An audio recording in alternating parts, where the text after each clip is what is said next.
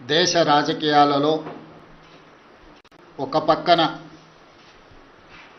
రాజ్యాంగాన్ని మార్చాలి, రిజర్వేషన్లను రద్దు చేయాలి, ఎన్నికల్లో నెగ్గాలి అంటే ఎన్నికల కమిషన్ను కూడా దుర్వినియోగపరిచి బ్రతికున్న ఓటర్లను చనిపోయినట్టుగా, లేని ఓటర్లను ఉన్నట్టుగా నమోదు చేసి ప్రజాస్వామ్య ప్రక్రియను అపహాస్యం చేస్తున్న ఎన్డీఏ ఒక పక్కన, మహాత్మా గాంధీ గారి స్ఫూర్తితో సాధించుకున్న ప్రజాస్వామ్యం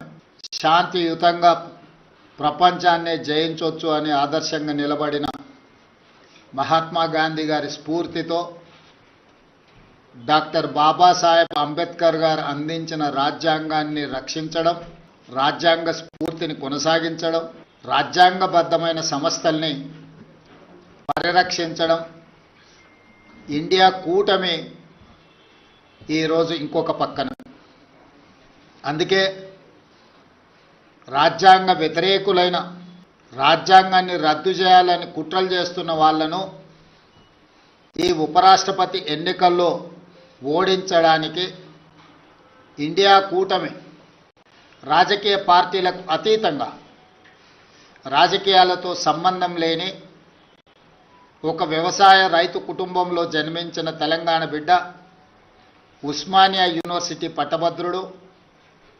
తెలంగాణ హైకోర్టు జడ్జిగా, ఇతర రాష్ట్రాలలో చీఫ్ జస్టిస్గా, సుప్రీంకోర్టు జస్టిస్గా సుదీర్ఘకాలం సేవలను అందించి రాజ్యాంగాన్ని పరిరక్షించడమే కాదు, రాజ్యాంగ నిపుణుడిగా పేరుగాంచిన జస్టిస్ సుదర్శన్ రెడ్డిని ఈరోజు అభ్యర్థిగా ప్రకటించడం మనందరి